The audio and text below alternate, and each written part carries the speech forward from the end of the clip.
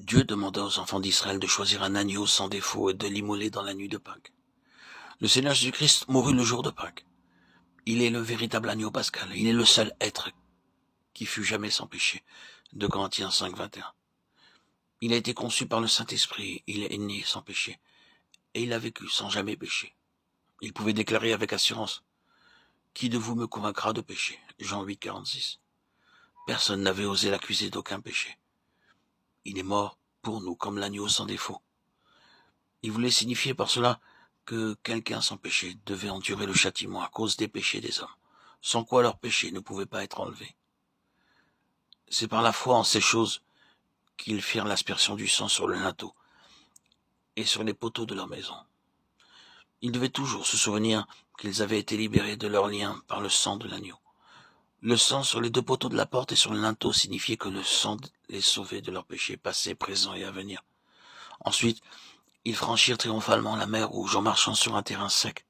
Lorsqu'ils arrivèrent au mont Sinaï, Dieu appela Moïse du sommet de la montagne et lui donna le plan et le modèle du tabernacle pour qu'il soit construit. C'est alors que Dieu dit: ils me feront un sanctuaire et j'habiterai au milieu d'eux. Jusqu'alors, les enfants d'Israël avaient vu la nuée aller au-devant d'eux et les suivre, mais Dieu ne vivait pas au milieu d'eux, car il n'avait pas trouvé une demeure au milieu d'eux. Dieu voulait une maison où il pourrait donner et recevoir l'amour.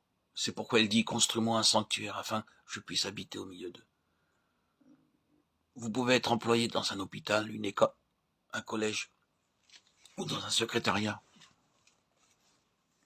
Votre bureau peut se trouver dans un grand édifice, en votre siège. Votre siège peut aussi être très confortable et pratique. Vous pouvez avoir un bon éclairage et un bon ventilateur. Vous pouvez avoir tout ce dont vous désirez, mais vous ne direz jamais que là est votre foyer. Malgré tous ces attraits, il n'est seulement que votre bureau. Et dès que sonne 5 heures, vous dites: je rentre chez moi. Votre foyer peut être tout simplement une petite pièce, à la fois salle de séjour, chambre à coucher et cuisine avec peu d'espace pour une table et des chaises.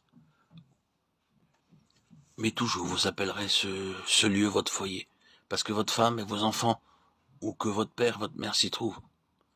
L'amour donné, l'amour reçu font d'un foyer un lieu très doux.